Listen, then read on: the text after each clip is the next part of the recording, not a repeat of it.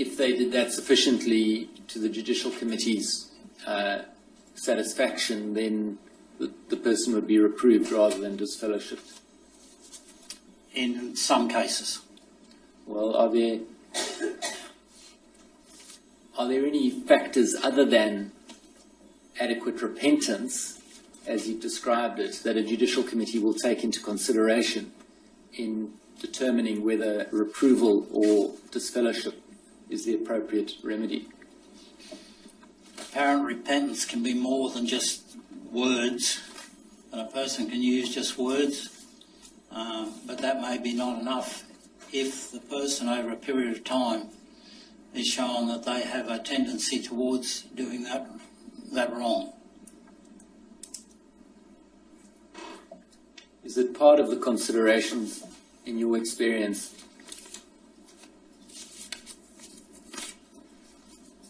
whether or not other children in the congregation will be at risk? Yes. And how do you apply that to a decision on whether or not to reprove? How is that part of repentance? Well, you'd have to take that into consideration. If they were going to be a danger to the congregation, they would be removed. And is that what you're asking, or if they stay in the congregation?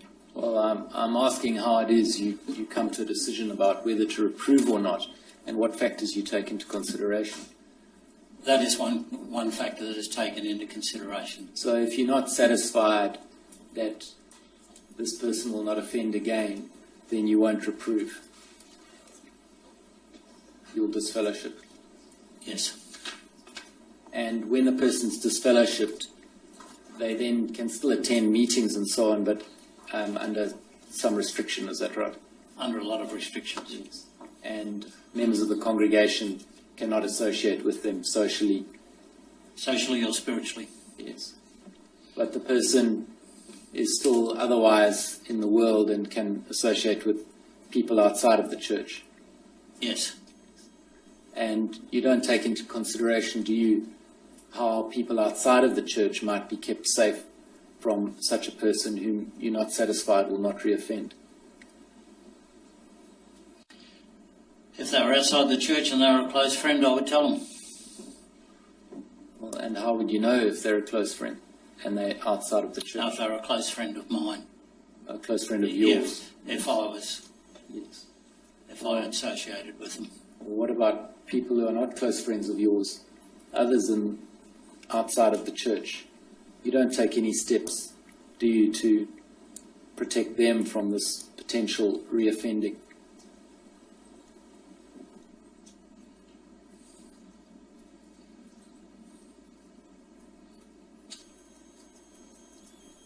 You don't, do you? You're concerned with the congregation principally, aren't you? We're concerned with the congregations. We are shepherds of the congregation. Yes, and you're not a shepherd to those who are not in the congregation. No. And as an organisation, in your experience, you don't seek to protect or take care of children who are outside of the congregation.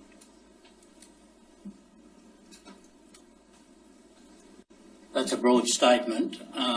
Well, I can limit it. Yeah, limit it, In please. your decision on whether or not to disfellowship someone, you don't take consideration of children outside of the congregation. Do take consideration of them, but what ability have we got to protect every child in Australia? Well, what you can do is you can report to the child protection authorities. And that is done in some cases. But generally it's not done, is it? No. It's not done unless there's a legal requirement for it to be done, is there? That is true. And equally, as a practice, in your experience, judicial committees don't report these serious allegations of sexual abuse to the police unless there's a legal requirement for them to do so.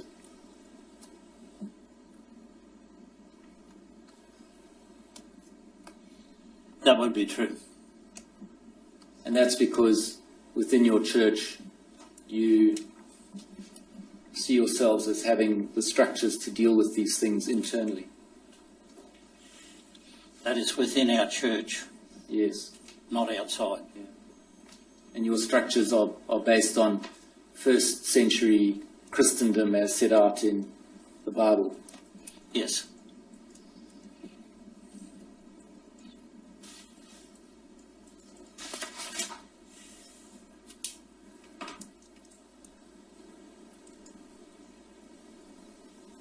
Now, turning specifically to the case of BCG,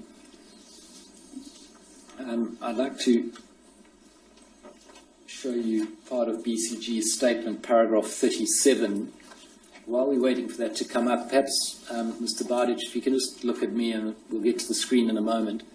Have you, I withdraw that, did you listen to or watch BCG's testimony yesterday? No. Is there a particular reason why you didn't do that? I preferred not to, so I could answer any questions truthfully, and I wouldn't be just trying to cover what BCG said. I prefer to be truthful and say it from my own point of view. Well, to be fair, were you advised that that's an approach you should take? No. It was my own choice.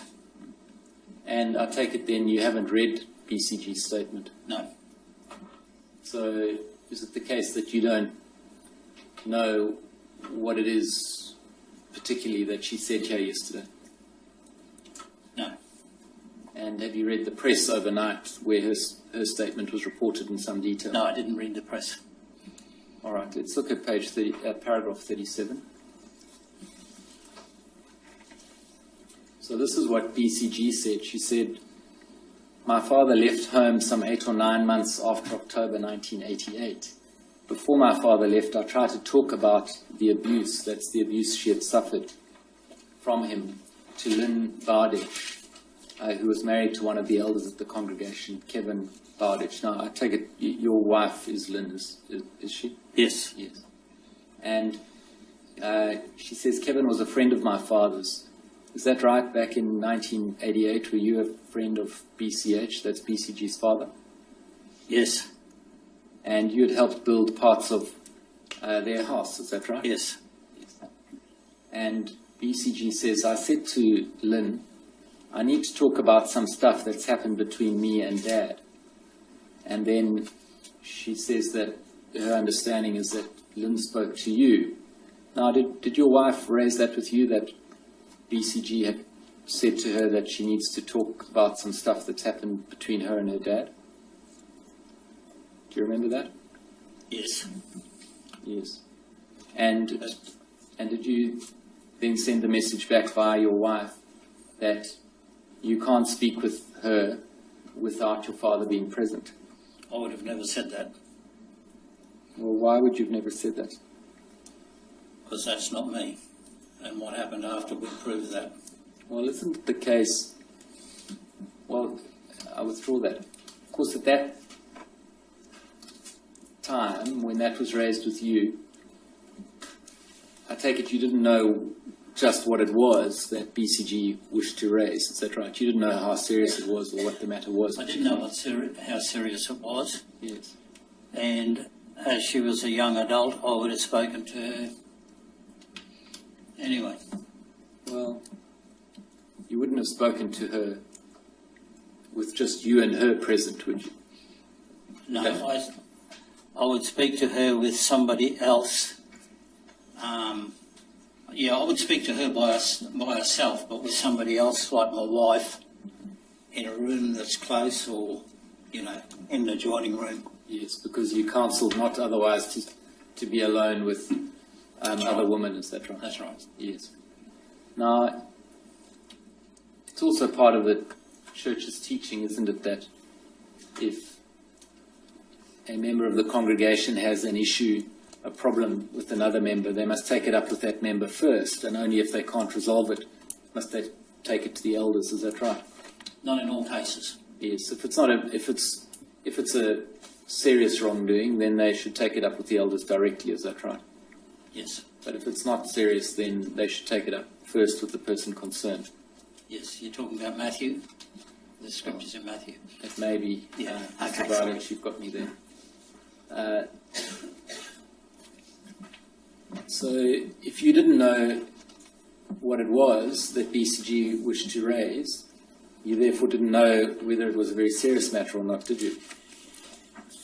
But how could I give advice if I didn't know? That's why I would sit down with a person first. Well, doesn't it stand to reason that you might have said to your wife, well, tell her that she must raise it first with her father? It's not in my personality. You wouldn't have expected it to be a serious issue, I take it, given your friendship with the father? I still would not have said that. I would have let the person talk to me. Well, do you say that she's making it up, do you? No, I'm not saying that. It's just Well, she says quite clearly that you said this. Are you saying she's making it up? I think she said that my wife said that, Your Honour. Correct, you are correct. So you say you would never have said that to your wife, do you? No, I would have never said that to my wife. So your wife then has made something up. I'm unsure. But I would have never said that to my wife. That's what it amounts to, isn't it?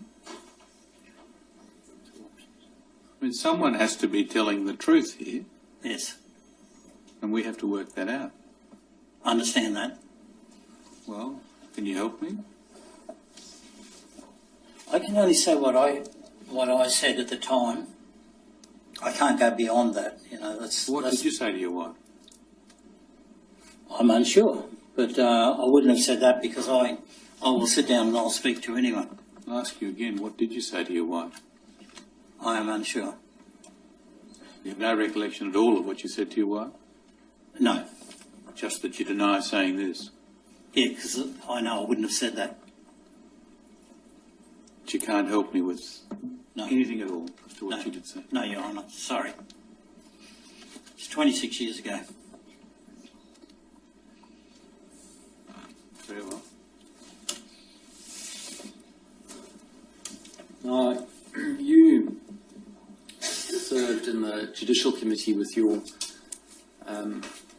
fellow elders, Mr. Ally and Mr. DeRoy,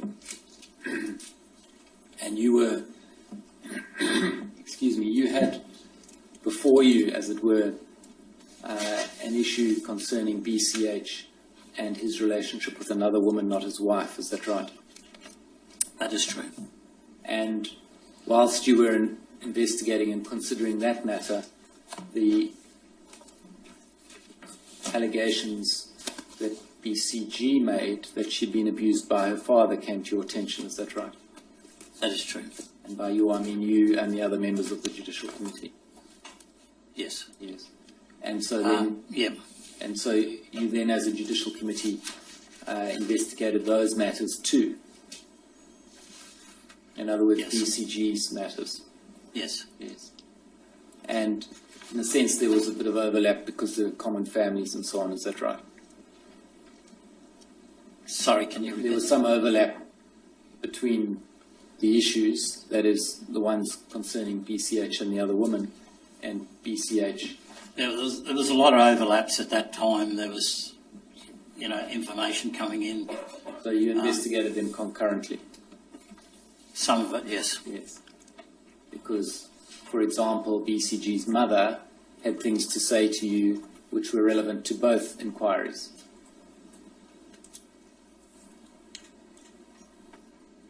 That could be the case. Yes.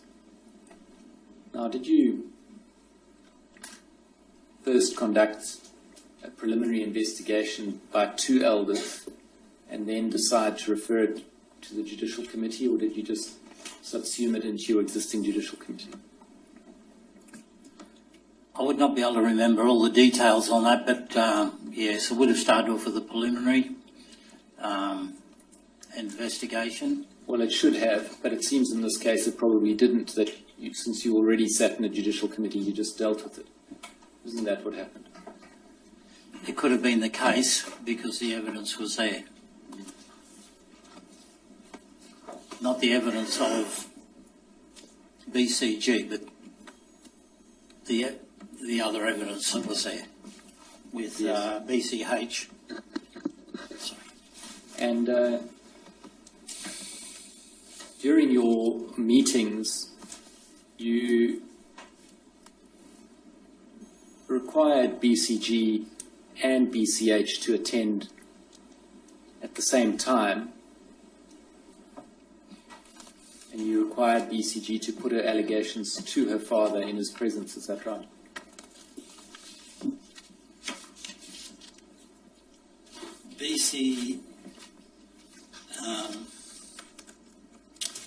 BCH was in the meeting. BCG wanted to put the allegations to BCH. Sorry, I'm just being careful. No, you seem to be reading from something. What are you reading from? I just got the BCG and the BCH and my notes so I don't get mixed up there. Yes, well, perhaps you can put your handwritten notes to one side. There's a list there, which okay. it'll be shown Sorry, to you so sorry. you can see the people's names. And of course, thank you for attempting to avoid saying people's names. So you say BCH was in the meeting, and BCG was also in the meeting. Is that right? For a period of time. For a period of time. And it's the practice to require someone, or it was the practice then, to require someone who made allegations about someone else to make them directly to the person. Is that right? It was a practice, but at the same time, can I qualify? Yes, of course. At the same time, if a person was to be able to face their accuser, quite often that was the start of a healing practice.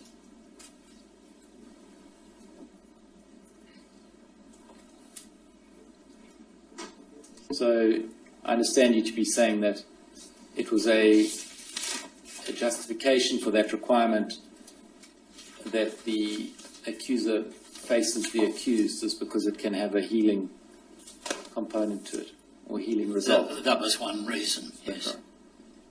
And do you understand that to be a justification for that rule that existed that required an accuser to put an accusation to the accused? That was what the accused, that is what BCG wanted to do at that time. Well, you say she would have wanted to do it. She didn't ask to have her father present so that she could confront him with the allegations, did she? I can't remember that. She was presented with a process which included having her father in a meeting that she then had to, if she was to pursue her allegations, she had to make them in that meeting to her father. That's right, isn't it? We would have pursued the allegations anyway. Well, you see in your paragraph 4.8, perhaps we can call it up.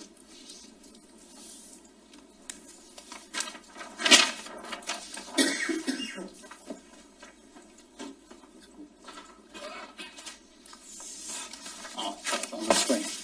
4.8. So it should be on the screen. Yeah, I got it.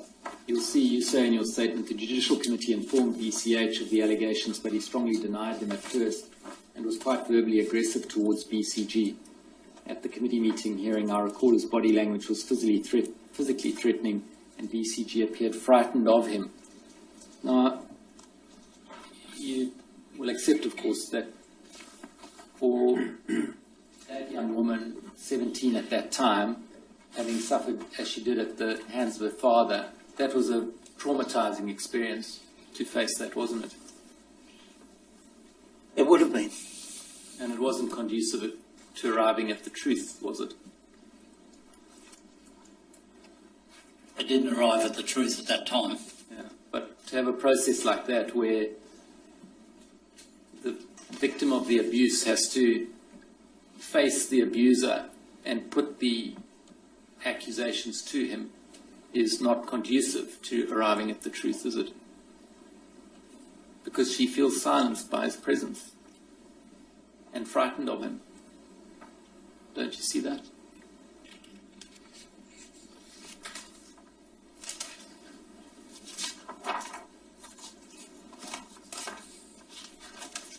That is true. She would have felt frightened of him, but at the same time, there was 3 people, 3 men that knew her quite well. She'd grown up around, and we were there to protect her anyway from her father. Now you accept that what she was being required to do was to speak about very personal and intimate matters about sexual contact by her father. You accept that? In front of her father. Well, in front of you and your 2 colleagues as well. She didn't have to go into detail. Well, how's she going to bring home her allegations and have you accept them if she doesn't detail what they are? The allegations were as far as she wanted to go with the detail. Well, perhaps they were as far as she was able to go within the circumstances of your hearing. I believe.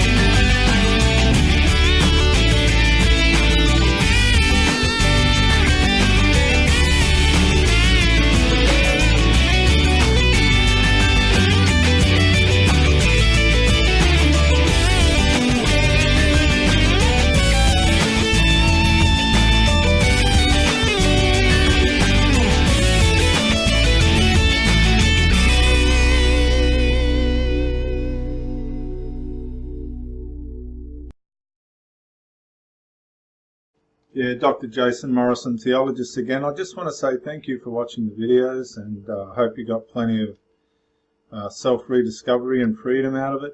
If you watched it on YouTube, please share or like, maybe even comment. If you watched it on Facebook, like, comment, share.